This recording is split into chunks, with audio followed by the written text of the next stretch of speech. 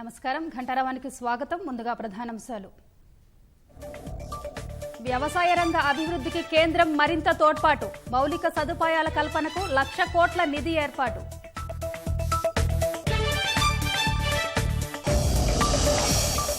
వ్యవసాయ ఉత్పత్తుల విక్రయానికి operation green. Telangana పసుపునకు అంతర్జాతీయ మార్కెటింగ్.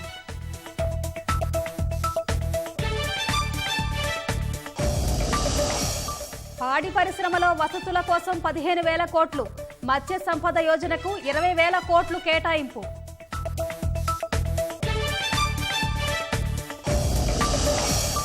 కరోనా పరిస్థితి సడలింపులపై సీఎం కేసీఆర్ సమీక్ష. కేసులు పెరుగుతుండటంపై అధికారులకు దిశానిర్దేశం.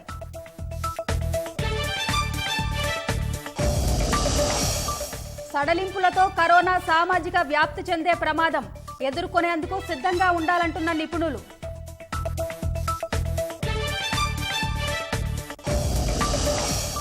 చిత్తశుద్ధి ఉంటే అధిష్టానాలతో ప్రధానికి వినతి పత్రం ఇప్పించండి.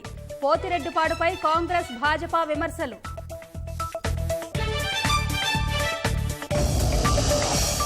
ప్రవేశ పరీక్షల దరఖాస్తుల గడువు మరోసారి పొడిగింపు. ఆలస్య రుసుము లేకుండా ఈ నెల 31 వరకు అవకాశం.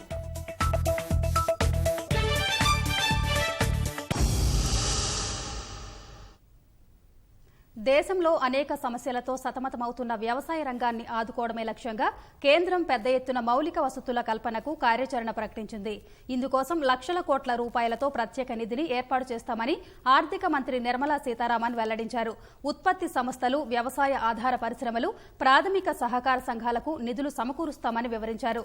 స్థానిక ఉత్పత్తులను ప్రాసెసింగ్ ద్వారా ప్రపంచ స్థాయి మార్కెటింగ్ సదుపాయం కల్పించడానికి చర్యలు ప్రతిపాదించారు. మొత్తంగా వ్యవసాయం అనుబంధ రంగాల్లో మౌలిక వసతుల బలోపేతం, లాజిస్టిక్స్ సామర్థ్యం పెంపునకు 1,63,000 కోట్ల రూపాయల ప్యాకేజీని ప్రకటించారు.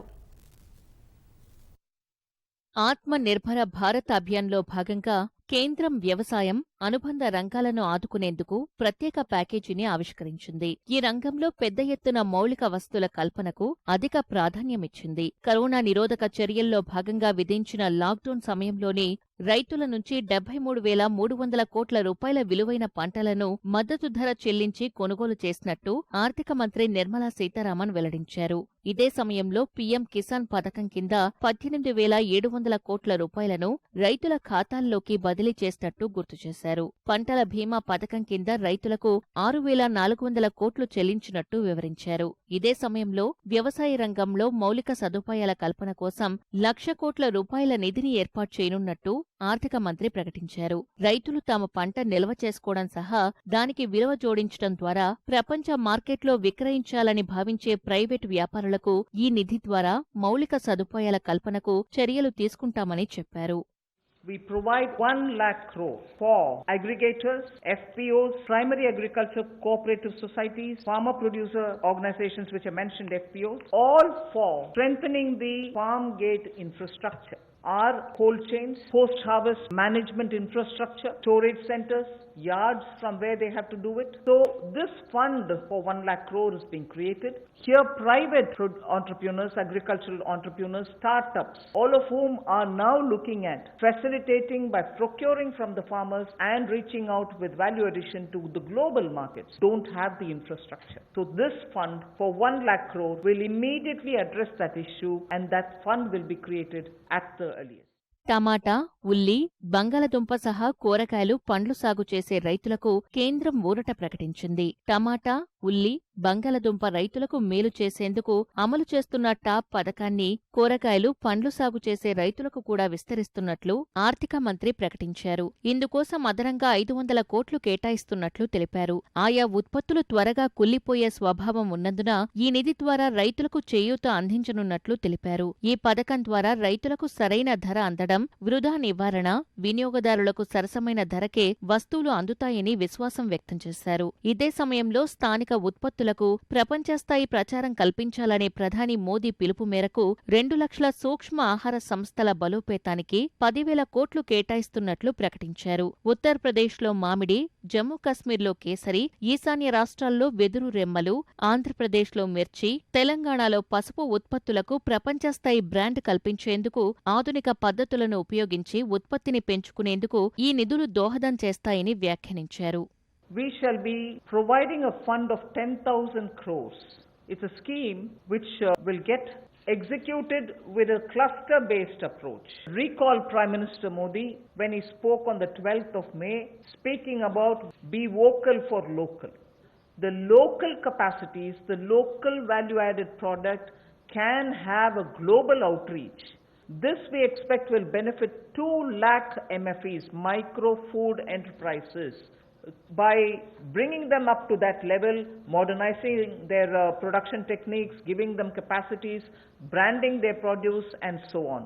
రైతులు ఔషధ పంటలు సాగు చేసేలా ప్రోత్సాహకాలు ప్రకటించిన మంత్రి ఔషధ పంట బోర్డుకు 4,000 కోట్లు కేటాయిస్తున్నట్లు వెల్లడించారు. వచ్చే 2 ఏళ్లలో ఔషధ పంటల విస్తీర్ణాన్ని 10 లక్షల హెక్టార్లకు పెంచడమే లక్ష్యమని తెలిపారు. మరోవైపు 2 లక్షల మంది రైతులకు లబ్ధి కలిగేలా తేనెటీగల సంరక్షణకు 500 కోట్లు కేటాయిస్తున్నట్లు చెప్పారు. ఆర్థిక ప్యాకేజీలో భాగంగా రైతులకు మేలు చేసేలా నిత్యావసర వస్తువుల చట్టంలో మార్పులు చేయాలని కేంద్రం నిర్ణయించింది. తృణధాన్యాలు, వంట నూనెలు, నూనె గింజలు, పప్పులు, ఉల్లి, బంగాళదుంపల నిల్వలపై ఆంక్షలు విధించకుండా చట్ట సవరణ చేయనుంది. వ్యవసాయ ఉత్పత్తుల మార్కెటింగ్ సంస్కరణల్లో భాగంగా అంతర్రాష్ట్ర వాణిజ్యానికి అడ్డంకులు తొలగించనుంది. పంట ఉత్పత్తులకు ఈ ట్రేడింగ్ సదుపాయాన్ని కల్పించనుంది. పంట ఉత్పత్తులకు ఆకర్షణీయ ధర లభించేలా పెట్టుబడుల ఆకర్షణకు వ్యవసాయ రంగాన్ని పోటీ పడగల స్థాయికి తెచ్చేందుకు కీలకమైన సంస్కరణలకు కేంద్ర ప్రభుత్వం శ్రీకారం చుట్టింది. 6.5 దశాబ్దాల నాటి నిత్యావసర వస్తువుల చట్టంలో మార్పులు తీసుకురానున్నట్లు ప్రకటించింది. తృణధాన్యాలు, వంట నూనెలు, నూనె గింజలు, పప్పులు, ఉల్లిపాయలు, బంగాళదుంపలను ఈ చట్టం నుంచి మినహాయిస్తున్నట్లు కేంద్ర ఆర్థిక మంత్రి నిర్మలా సీతారామన్ వెల్లడించారు. తద్వారా అసాధారణ సందర్భాల్లో తప్ప వీటి నిల్వలపై ఆంక్షలను విధించరాదని స్పష్టం చేశారు. This Act requires an amendment, and that amendment will largely be towards making sure that cereals, edible oils, oilseeds, pulses, onions and potatoes will be completely deregulated. And therefore, unless there's an extraordinary situation, there will not be a requirement to invoke this Essential Commodities Act. Stock limits to be imposed will be imposed only under exceptional circumstances such as national calamities or famine, or if there is a huge surge in prices. Otherwise, there is no need for invoking it. So to that extent, limited to that extent, we would like to amend the Essential Commodities Act. రైతులకు మేలు చేసేలా వ్యవసాయ ఉత్పత్తుల మార్కెటింగ్లో సంస్కరణలు తెస్తున్నట్లు నిర్మలా సీతారామన్ ప్రకటించారు. రైతుల పంట ఉత్పత్తులకు ఆకర్షణీయ ధర లభించేలా తగినన్ని ప్రత్యామ్నాయాలు కల్పిస్తామన్నారు. అంతర్రాష్ట్ర వాణిజ్యానికి అడ్డంకులు లేకుండా కేంద్ర చట్టం తెస్తామన్న నిర్మల ఆన్లైన్లో వ్యవసాయ ఉత్పత్తులు అమ్మేందుకు framework రూపొందిస్తామన్నారు. We shall bring a central law so that farmers will be able to have the choice to sell his produce at an attractive price. He has no barriers in interstate trade. So the interstate trade at the moment is restricted. It should be barrier free. We also want to make sure there is a framework for him to have his produce e-traded. He should be able to engage in e-trading of his produce. రైతులు తాము పండించిన పంటకు విత్తు సమయంలోనే తగిన ధరను నిర్ణయించుకునేలా చట్టబద్దమైన వ్యవస్థను ఏర్పాటు చేస్తున్నట్లు నిర్మలా సీతారామన్ తెలిపారు. రైతులకు ఆర్థిక నష్టం తప్పించడం సహా వారికి తగిన ధర అందేలా ఈ కొత్త వ్యవస్థ పనిచేస్తుందని ఆమె వెల్లడించారు. ఆహార శుద్ధి పరిశ్రమలు, వ్యాపారులు సహా విక్రయానికి సంబంధించిన అన్ని వర్గాల వారితో రైతులు నేరుగా సంప్రదింపులు జరిపి తమ పంటలకు సరైన ధరలు పొందేలా ఈ కొత్త వ్యవస్థ ఉంటుందని నిర్మలా సీతారామన్ తెలిపారు. ఈ వ్యవహారమంతా పారదర్శక విధానంలో సాగుతుందని స్పష్టం చేశారు. We find that farmers do not have a standard mechanism which can be enforced for him to get a predictable price, a predictable sale of his produce. He is able to produce his produce but doesn't get the right price, but doesn't know how much of it can be sold. So in order to bring in a certain certainty, we want to bring in a facilitative legal framework. Government of India will move in that direction to enable farmers for engaging with food processors, for instance, aggregators, large retailers and exporters, so that they will be able to fix their own fair price. వ్యవసాయం అనుబంధ రంగాలకు చేయూతనివ్వడంలో భాగంగా మత్స్యకారుల కోసం ఆర్థిక మంత్రి భారీ ప్యాకేజీనే ప్రకటించారు. ప్రధానమంత్రి మత్స్య సంపద యోజన ద్వారా 20,000 కోట్ల రూపాయలతో మత్స్యకారులకు చేయూతనివ్వనున్నట్టు మంత్రి స్పష్టం చేశారు. తద్వారా ఉపాధి అవకాశాలు మెరుగుపడటం సహా చేపల ఎగుమతులు పెరుగుతాయని తెలిపారు. కొత్తగా ఫిషింగ్ కేంద్రాల నిర్మాణం సహా మత్స్యకారులకు వ్యక్తిగత బోట్లు, బీమా సదుపాయం కల్పిస్తామని స్పష్టం చేశారు. రాబోయే 5 ఏళ్లలో 70 లక్షల టన్నుల అదనపు మత్స్య సంపద ఉత్పత్తి సాధిస్తామని తెలిపిన ఆమె గడువు తీరిన 242 ఆక్వా హేచరీస్లకు రిజిస్ట్రేషన్ గడువు 3 నెలలు పొడిగిస్తున్నట్లు ప్రకటించారు. We expect it will give employment for about 55 lakhs of people, and it will help in doubling India's export to reach 1 lakh crores. We also hope that this will bring in better standards in traceability, laboratory networks will be provided, new fishing vessels can be given for fishermen and so on, new fishing harbors can also be built, and during the ban period, during that period also they can get some kind of a assistance. So personal boat and insurance for boats, both personal and also both can be insured. Insurance will be provided. దేశంలో పాడి పరిశ్రమాభివృద్ధి రంగంలో పెద్ద ఎత్తున private పెట్టుబడులకు ఆహ్వానం పలుకుతున్నట్లు ఆర్థిక మంత్రి నిర్మలా సీతారామన్ చెప్పారు. ఈ రంగంలో మౌలిక వసతుల అభివృద్ధి కోసం 15,000 కోట్లతో నిధి ఏర్పాటు చేస్తున్నట్లు ప్రకటించారు. పాలు, పాల పదార్థాల ప్రాసెసింగ్, ఎగుమతుల కోసం పరిశ్రమలు ఏర్పాటు చేయాలని ప్రైవేటు రంగాన్ని ఆహ్వానించారు. పశువులకు సంక్రమించే వ్యాధుల నివారణకు 13,343 కోట్ల వ్యయంతో పెద్ద ఎత్తున వ్యాక్సినేషన్ కార్యక్రమం నిర్వహిస్తున్నట్లు మంత్రి వివరించారు. మొత్తం 53 కోట్ల పశువులు, గొర్రెలు, మేకలు, పందులకు వచ్చే గాలికుంటు, నోటి సంబంధ వ్యాధుల నివారణకు ఈ వ్యాక్సినేషన్ చేస్తున్నట్లు తెలిపారు. పాల ఉత్పత్తిని ప్రోత్సహించేందుకు సహకార రంగాల్లోని డైరీలకు 2% వడ్డీ రాయితీ ఇస్తున్నట్లు వివరించిన నిర్మలా సీతారామన్ తద్వారా 2 కోట్ల మంది రైతులకు 5,000 కోట్ల మేర ప్రయోజనం కలుగుతుందని తెలిపారు. 15,000 crores will be spent for dairy infrastructure, and we also hope that many private investments can also come into this area because it has great potential for export, great potential within India for the market. So we aim to support private investment also in dairy processing, value addition, and also for cattle feed infrastructure. Cattle feed is a potential area not just for India. Export of cattle feed also has a lot of scope, and therefore Animal Husbandry Infrastructure Development Fund of 15,000 crores is being established, and that can work as an incentive. We can also give incentives for establishing of plants for export of niche products. Corona పరిస్థితులు, lockdown సడలింపులపై ముఖ్యమంత్రి కేసీఆర్ మంత్రులు, ఉన్నతాధికారులతో సుదీర్ఘంగా సమీక్ష నిర్వహిస్తున్నారు. మరిన్ని వివరాలు మా ప్రతినిధి రఘువర్ధన్ ను అడిగి తెలుసుకుందాం. రఘువర్ధన్, చెప్పండి, సీఎం సమీక్షకు సంబంధించి తాజా సమాచారం ఏంటి? రాష్ట్రంలో కరోనా స్థితి, సంబంధిత అంశాలపై ముఖ్యమంత్రి సమీక్ష కొనసాగుతుంది. మంత్రులు ఈటల రాజేందర్, కేటీ రామారావు, ఎర్రబెల్లి దయాకర్ రావు, వేముల ప్రశాంత్ రెడ్డితో పాటు ఉన్నతాధికారులతో ముఖ్యమంత్రి కేసీఆర్ సమావేశమయ్యారు. ప్రధానంగా హైదరాబాద్ నగరంలో రోజు కేసుల సంఖ్య పెరుగుతున్న నేపథ్యంలో హైదరాబాద్ చుట్టూ పరిసర ప్రాంతాలపై ప్రత్యేకంగా దృష్టి సారించారు. ఇందులో భాగంగా 3 కమిషనర్లు కూడా Hyderabad police commissioner, Cyberabad police commissioner, Rachakonda police commissioner కూడా సమావేశానికి హాజరయ్యారు. ప్రధానంగా ఇక్కడ వస్తున్న కేసులకు సంబంధించిన విషయమే పూర్తి స్థాయిలో సమీక్షిస్తున్నారు. ఇక్కడ వైరస్ వ్యాప్తి ఇంకా చెందకుండా ఎటువంటి నియంత్రణ చర్యలు తీసుకోవచ్చన్న విషయమే ప్రధానంగా దృష్టి సారిస్తున్నారు. ఇదే సందర్భంలో సడలింపులకు సంబంధించి గతంలో కొన్ని సడలింపులు ఇచ్చారు, మరికొన్ని సడలింపులు రాష్ట్ర ప్రభుత్వం గతంలో సడలింపులు ఇవ్వలేదు. కేంద్ర ప్రభుత్వం సడలింపులు ఇచ్చినప్పటికీ రాష్ట్ర ప్రభుత్వంలో మాత్రం ఇవ్వలేదు. ఈ నేపథ్యంలో ఎటువంటి సడలింపులు ఇస్తే బాగుంటుంది, ఇప్పటి వరకు ఇచ్చిన సడలింపుల వల్ల వచ్చిన పర్యావసనాలు ఎలా ఉన్నాయి, వాటి ప్రభావం ఏ మేరకు ఉంది, వీటన్నింటిపై పూర్తి స్థాయిలో సమీక్షిస్తున్నారు. ఇదే సందర్భంలో కొత్తగా ఇంకేమైనా సడలింపులు ఇచ్చే అవకాశం ఉందా, ప్రత్యేకించి గ్రీన్ జోన్లలో ప్రజా రవాణాకు సంబంధించిన సడలింపు విషయంలో ఏం చేయవచ్చనే విషయమే ముఖ్యమంత్రి కేసీఆర్ అధికారులతో చర్చిస్తున్నారు. ప్రధానంగా కరోనా వైరస్ వ్యాప్తి నియంత్రణ చర్యలను కట్టుదిట్టం చేస్తూనే అటు ఆర్థిక కార్యకలాపాలు కొనసాగడంతో పాటు ప్రజలకు సంబంధించిన సేవలను వీలైనంత వరకు అందించే దిశగానే ముఖ్యమంత్రి కేసీఆర్ వాటి సమీక్షలో ప్రధానంగా దృష్టి సారించారు. ఈ సమీక్ష ఆధారంగా కొన్ని కీలక నిర్ణయాలు తీసుకునే అవకాశం ఉంది. నరేష్, ధన్యవాదాలు రఘువర్ధన్. కరోనా ప్రభావం పెరుగుతున్న నేపథ్యంలో ప్రైవేటు ఆసుపత్రుల్లో పరీక్షలు నిర్వహించేందుకు అనుమతి ఇవ్వాలని ప్రైవేటు ఆసుపత్రి అసోసియేషన్ సభ్యులు మంత్రి ఈటలను కోరారు. ఈ మేరకు హైదరాబాద్లోని బీఆర్కే భవన్లో మంత్రికి వినతి పత్రాన్ని అందజేశారు. ప్రస్తుతం రోగులకు ఎలాంటి చికిత్స చేయాలన్నా ముందుగా కరోనా పరీక్షలు చేయాల్సిన పరిస్థితి ఏర్పడిందన్నారు. ప్రభుత్వ వైద్యులకు ఇచ్చినట్టే తమకు 50 లక్షల ఇన్సూరెన్స్ కల్పించాలని కోరారు. ముఖ్యంగా వైద్యం చేయడానికి ఏదైతే ప్రతి ఆపరేషన్ ముందు చేసే విధంగా దీన్ని కూడా చేసుకోవాల్సిన అవసరం ఉంటుంది.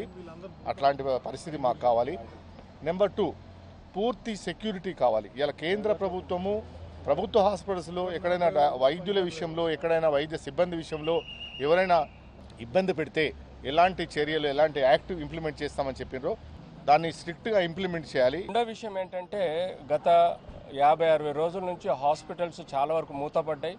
ఓన్లీ 10-20% హాస్పిటల్స్ పనిచేస్తున్నాయి. అందులో స్టాఫ్ ఫుల్ రావట్లేదు, ఆఫ్ వస్తున్నారు. ఎలక్ట్రిసిటీ బిల్లు కాస్త ఎక్కువ వచ్చింది, దాన్ని తగ్గించే ప్రయత్నం అన్నా లేకపోతే మాటోరియం అన్నా.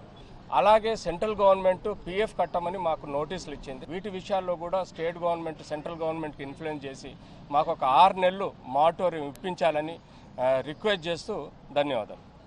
మెయిన్ థింగ్ ఏంటంటే ప్రొటెక్షన్ టు మెడికల్ ఫెటర్నిటీ, అది మాకు ఇంపార్టెంట్. ప్రైవేట్ సెటప్లో రేపో మాపు ట్రాన్స్పోర్ట్ స్టార్ట్ అయినప్పుడు పేషెంట్స్ రావడం మొదలవుతారు. అలాంటి పరిస్థితుల్లో ఈ కోవిడ్ పాజిటివ్ కేసులు ఏమైనా వస్తే మాకు వేధింపు లేకుండా, అది మేము తెచ్చింది కాదు, మాకు వేధింపు లేకుండా మేము సరిగా పనిచేసేటట్టు మాకు ఒక అవకాశం కలిగించాలా. కానీ రెగ్యులర్ ఆపరేషన్లు ఎప్పుడు మొదలు పెట్టాలా, దాని మీద గైడ్లైన్స్ రావాలా. గ్రేటర్ హైదరాబాద్లోని బస్తీవాసులను కరోనా కలవరపెడుతోంది. ఇప్పటికే నగరంలో 800కు పైగా కేసులు నమోదయ్యాయి. రోజూ వస్తున్న కేసుల్లో అత్యధికం జీహెచ్ఎంసీ పరిధిలోనే ఉంటున్నాయి. అత్యధిక కేసులు నమోదైన జియాగూడ, కార్వాన్ ప్రాంతాలపై ప్రత్యేక దృష్టి సారించిన యంత్రాంగం ప్రజలను అప్రమత్తం చేస్తోంది. రంగారెడ్డి జిల్లా జీహెచ్ఎంసీ పరిధిలోని వనస్థలీపురం, సరూర్ నగర్, మీర్పేటలో కొత్త కేసులు నమోదు కాకుండా పటిష్టమైన చర్యలు తీసుకుంటున్నారు. రాష్ట్రంలోని జిల్లాల్లో వైరస్ రోజురోజుకు తగ్గుముఖం పడుతున్నప్పటికీ హైదరాబాద్ మహానగరంలో మాత్రం వైరస్ వణుకు పుట్టిస్తోంది. గత 4 రోజులుగా కేసుల సంఖ్య భారీగా నమోదవుతోంది. అధికారిక లెక్కల ప్రకారమే ఇప్పటి వరకు 800కు పైగా కేసులు నమోదైనట్లు సమాచారం. చాలా మంది చికిత్స తీసుకుని కోలుకోగా ప్రైమరీ, సెకండరీ కాంటాక్ట్ల ద్వారా వైరస్ వ్యాప్తి చెందుతుందనే అనుమానంతో చర్యలు తీసుకుంటున్నారు. వారందరినీ గుర్తించి హోం క్వారంటైన్లోనే ఉంచి ఆరోగ్య పరిస్థితిని సమీక్షిస్తున్నారు.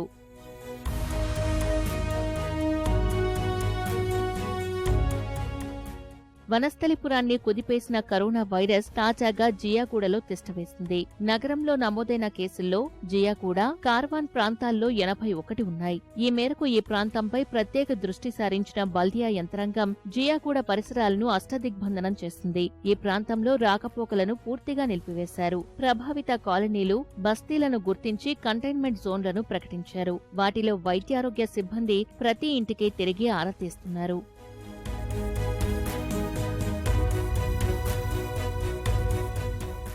ఇక రంగారెడ్డి జిల్లా జీహెచ్ఎంసీ పరిధిలోని వనస్థలిపురంలో కొత్త కేసులేవీ నమోదు కాలేదు. ఇక్కడ గతంలోనే 28 కేసులు నమోదు కాగా 2 మరణించారు. Huda Sainagar complex area, SKD Nagar, A type, B type కాలనీలు కంటైన్మెంట్ జోన్లుగా కొనసాగుతున్నాయి. మీర్పేటలో 2 కుటుంబాల్లో 7 కేసులు నమోదు కాగా తాజాగా ఆ ప్రాంతంలో ఎలాంటి కేసులు రాలేదు. పలు కాలనీల్లో ఆరోగ్య సిబ్బంది ఇంటింటి సర్వే చేపడుతోంది.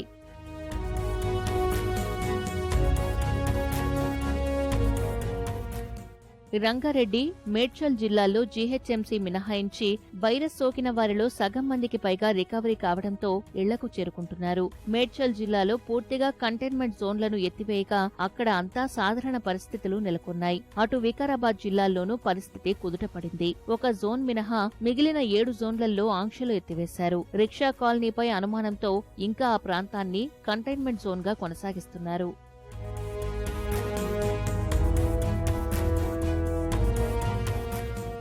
హైదరాబాద్లోని వలస కూలీలు కూడా అత్యధికంగా కరోనా బారిన పడుతున్నారు. బల్దియా అధికారులు అనుమానంగా ఉన్న మిగతా వలస కూలీలకు కూడా వైద్య పరీక్షలు నిర్వహిస్తున్నారు. మరోవైపు కేసుల సంఖ్య పెరుగుతున్నా జనాలు మాత్రం రోడ్లపైకి భారీగా వస్తున్నారు. నిత్యం పోలీసులు తనిఖీలు నిర్వహిస్తూ వాహనాలు జప్తు చేస్తున్నా కారణం లేకుండా తిరిగేవారు ఎక్కువయ్యారు. కొన్ని చోట్ల ప్రైవేటు కార్యాలయాలు ప్రారంభం కాగా ప్రజా రవాణా సౌకర్యం లేక ఉద్యోగులు ఇబ్బందులు ఎదుర్కొంటున్నారు.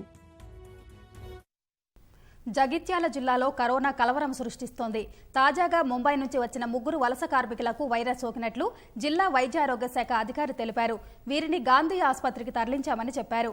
ఇతర రాష్ట్రాల నుంచి 2784 మంది వలస కూలీలు జగిత్యాలకు చేరుకోగా వారిని హోం క్వారంటైన్లో ఉంచామని వెల్లడించారు. కరోనా లక్షణాలున్న వారి రక్త నమూనాలను సేకరించి వైద్య పరీక్షలకు పంపిస్తున్నామని తెలిపారు.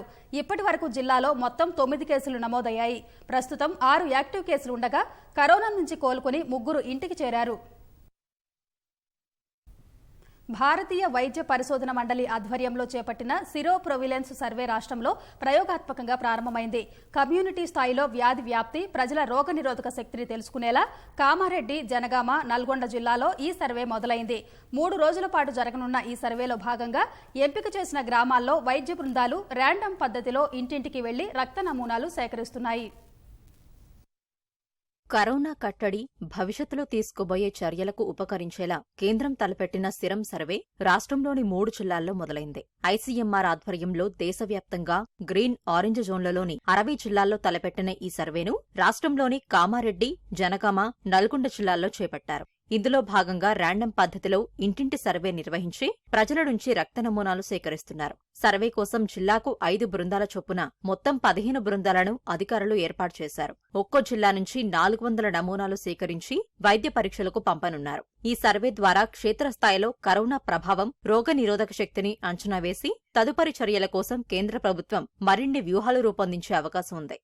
కమ్యూనిటీలో జనరల్ పాపులేషన్లో ఏ విధమైన స్ప్రెడ్ ఉంది, తర్వాత దాని ఇన్ఫెక్షన్ ఏ విధంగా వచ్చింది, మనం ఇన్ఫెక్షన్ ట్రాన్స్మిషన్ అని అంటున్నాం కదా, ఆ ఇన్ఫెక్షన్ ట్రాన్స్మిషన్ ఎంతవరకు ఉంటుందనేది తెలుసుకోవటానికి ఈ సర్వే ఉపయోగపడుతుంది.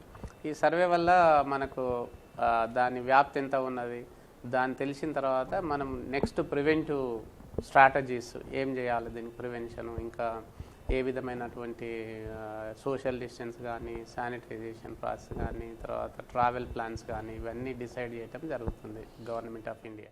ఏదైతే బాడీలో ఇమ్యూనిటీ పెరగాలో ఆ పదార్థాలు ఉన్నాయా లేవా, మన ఇమ్యూనిటీ స్టేటస్ కరెక్ట్ ఉందా లేదా, ఉంటే మనం ఇంకా ఏం చేయవచ్చు అని ఒక పాలసీ గవర్నమెంట్కి కావాలి. పాలసీ ఏదైతే ఇప్పుడు తయారు చేస్తారో అప్పుడు మనకు డేటా ఉండాలి. ఆ డేటా కావాలంటే ఈ డేటా మేము జనరేట్ చేస్తున్నాం. ఆడవాళ్ళు మగవాళ్లకు ఈక్వల్గా డిస్ట్రిబ్యూట్ చేసి ఈ సర్వే చేపిస్తున్నారు. ఇది మొత్తం ఇంటర్నేషనల్ స్టాండర్డ్ ప్రకారం చేసే సర్వే సార్. ఇది సర్వేలో భాగంగా జనగామ జిల్లాలో ఎంపిక చేసిన 9 గ్రామాల్లోని 400 మందికి రక్త పరీక్షల నమూనాలు సేకరిస్తున్నారు. జనగామ పట్టణంలోని 2వ వార్డు, నర్మెట్ట, బచ్చన్నపేట, లింగాల ఘనపురం, దేవరుప్పుల, స్టేషన్ ఖన్పూర్, జఫర్గఢ్, పాలకుర్తి, రఘునాథపల్లి, కొడగండ్ల మండలాల్లోని ఎంపిక చేసిన గ్రామాల్లో సర్వే కొనసాగుతోంది. కామారెడ్డి జిల్లాలో జిల్లా కేంద్రంతో పాటు తాడ్వాయి, మాచారెడ్డి, రాజంపేట, ఎల్లారెడ్డి మండలాల్లో ఒక్కొక్క గ్రామాన్ని ఎంచుకుని ఆ గ్రామాల్లో సర్వే నిర్వహిస్తోంది. రక్త నమూనా సేకరణపై ప్రజలకు అవగాహన కల్పిస్తూ అధికారులు వారి నుంచి శాంపిల్స్ సేకరిస్తున్నారు. 18 సంవత్సరాలు పైబడి 70 సంవత్సరాల లోపు వయసున్న వారి నుంచి రక్త నమూనాలు సేకరిస్తున్నారు. నల్గొండ జిల్లాలోని నార్కట్పల్లి, కట్టంగూరు, మునుగోడు, నాంపల్లి మండలాల్లో పర్యటించిన కేంద్ర బృందాలు ఇంటింటికి తిరుగుతూ నమూనాలు సేకరిస్తున్నాయి. ఈ రక్త నమూనాలను మనము ఐసీఎంఆర్ ల్యాబ్ ఇంకా చెన్నైలో ఉంది, ఆ చెన్నైకి పంపిస్తాం. మండే ఈ శాంపిల్స్ అన్ని వాళ్ళకు చెన్నైకి పంపిస్తాం. అక్కడ దీని మీద యాంటీబాడీస్ ఎంతమందికి ఉన్నది ఎట్లా అనేది ఒక ఎలిజా అనే ఒక టెస్ట్ మెథడ్ మన ఐసీఎంఆర్ సంస్థ అయిన ఇంకొక ఐసీఎంఆర్ సంస్థ అయిన నేషనల్ ఇన్స్టిట్యూట్ ఆఫ్ వైరాలజీ పూణేలో ఉంది. వాళ్ళు డెవలప్ చేసిన టెస్ట్ ఇక్కడ యూజ్ చేసి దీన్ని డిటెక్ట్ చేసి ఆ రిజల్ట్స్ను మనకు ఐసీఎంఆర్ హెడ్ క్వార్టర్స్ మన నేషనల్ లెవెల్లో వాళ్ళు అనాలిసిస్ చేసి ఆ రిపోర్ట్ గవర్నమెంట్కి సబ్మిట్ చేయడం జరుగుతుంది. ప్రజల రోగ నిరోధక శక్తిని అంచనా వేయడంతో పాటు వైరస్ లక్షణాలు కనిపించని వారిని గుర్తించేందుకు దోహదపడే ఈ పరీక్షల ద్వారా ప్రభుత్వం తదుపరి ప్రణాళికలు, చర్యలు తీసుకునే అవకాశం ఉంది. శ్రీశైలం ప్రాజెక్టు నుంచి పోతిరెడ్డిపాడుకు ఇప్పటికే 44,000 క్యూసెక్ల నీరు చట్టవిరుద్ధంగా తరలిస్తున్నారని సిపిఐ రాష్ట్ర కార్యదర్శి చాడా వెంకటరెడ్డి ఆక్షేపించారు. పోతిరెడ్డిపాడు రెగ్యులేటరీ సామర్థ్యాన్ని పెంచుతూ తీసుకున్న నిర్ణయంపై రాష్ట్ర ప్రభుత్వం తీసుకోవాల్సిన చర్యల గురించి జలసౌధలో నీటిపారుదల శాఖ ముఖ్య కార్యదర్శి రజత్ కుమార్ ను అఖిలపక్ష నేతలు కలిసి వినతిపత్రం సమర్పించారు. దక్షిణ తెలంగాణ ప్రాంతం కృష్ణా జలాలపైనే ఆధారపడి జీవిస్తున్నాయని తెలిపారు. ఏపీ ప్రభుత్వం 203 జీవో ఉపసంహరించుకునే వరకు పోరాటం చేస్తామని స్పష్టం చేశారు. మరోవైపు అఖిలపక్ష నేతలు శుక్రవారం ఉదయం ఈఎన్సీ మురళీధర్ ను కలిసి వినతిపత్రం ఇచ్చారు. పోతిరెడ్డిపాడు సామర్థ్యం పెంపుపై ఏపీ ప్రభుత్వం జారీ చేసిన జీవోను వెంటనే రద్దు చేయాలని భువనగిరి ఎంపీ కోమటిరెడ్డి వెంకటరెడ్డి డిమాండ్ చేశారు. దక్షిణ తెలంగాణను అన్యాయం చేసే ఈ ప్రాజెక్టుపై ఫిర్యాదు చేసేందుకు త్వరలోనే ఈ ప్రాంతం ఎంపీలతో కలిసి ప్రధాని నరేంద్ర మోదీని కలిసి ఫిర్యాదు చేయనున్నట్లు తెలిపారు. అంతకుముందు ఆయన యాదాద్రి భువనగిరి జిల్లా కలెక్టరేట్లో అధికారులు, వైద్య సిబ్బందికి మాస్కులు, పీపీఈ కిట్లు అందజేశారు. నీళ్లు, నిధులు, నియామకాల ప్రాతిపదికన సాధించుకున్న తెలంగాణలో ఇప్పుడు నిధులు, నియామకాలు ఎలాగూ లేవని, చివరికి నీళ్లు కూడా లేకుండా చేసే ప్రయత్నం చేస్తున్నారని కోమటిరెడ్డి వెంకటరెడ్డి ధ్వజమెత్తారు. పోతిరెడ్డిపాడు అంశంలో ఏపీ ప్రభుత్వం జారీ చేసిన 203 జీవోను న్యాయ పోరాటం ద్వారా అడ్డుకుంటామని మంత్రులు శ్రీనివాస్ గౌడ్, నిరంజన్ రెడ్డి స్పష్టం చేశారు. రాజకీయ విమర్శలకు దిగకుండా రాష్ట్ర ప్రయోజనాల కోసం అన్ని పార్టీలు కలిసి పనిచేయాలని విపక్షాలకు హితవు పలికారు. తెరాసపై విమర్శలు చేస్తున్న భాజపా, కాంగ్రెస్ పార్టీలు తమ అధిష్టానాలపై ఒత్తిడి తెచ్చి పోతిరెడ్డిపాడును అడ్డుకునే ప్రయత్నం చేయాలని సూచించారు. మహబూబ్ నగర్ తెరాస కార్యాలయంలో పార్టీ నేతలతో సమావేశమైన మంత్రులు వివిధ అంశాలపై చర్చించారు.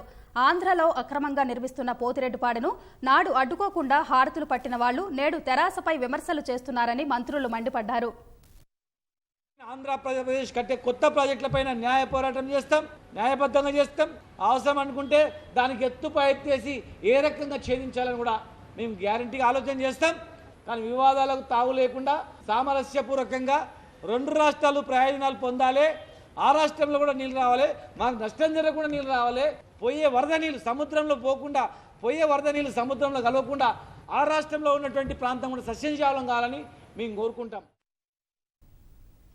ఎంసెట్ సహా ప్రవేశ పరీక్షలన్నిటికీ దరఖాస్తుల గడువును రాష్ట్ర ఉన్నత విద్యా మండలి మరోసారి పొడిగించింది. ఆలస్య రుసుము లేకుండా దరఖాస్తు చేసుకునే గడువు ఈ నెల 31 వరకు పొడిగిస్తున్నట్లు ఉన్నత విద్యా మండలి చైర్మన్ పాపిరెడ్డి తెలిపారు. EAMCET, ICET, ECET, PG ECET, LAWCET, PGLCET, EDCET, పీఈసెట్లకు గడువు పొడిగించినట్లు తెలిపారు. లాక్డౌన్ కారణంగా ఇప్పటికే 2 సార్లు దరఖాస్తు గడువు పొడిగించడంతో పాటు ఈ నెలలో జరగాల్సిన ప్రవేశ పరీక్షలను వాయిదా వేశారు. లాక్డౌన్ ఎత్తివేసిన తర్వాత ప్రవేశ పరీక్షల తేదీలను ఖరారు చేయాలని ఉన్నత విద్యా మండలి భావిస్తోంది.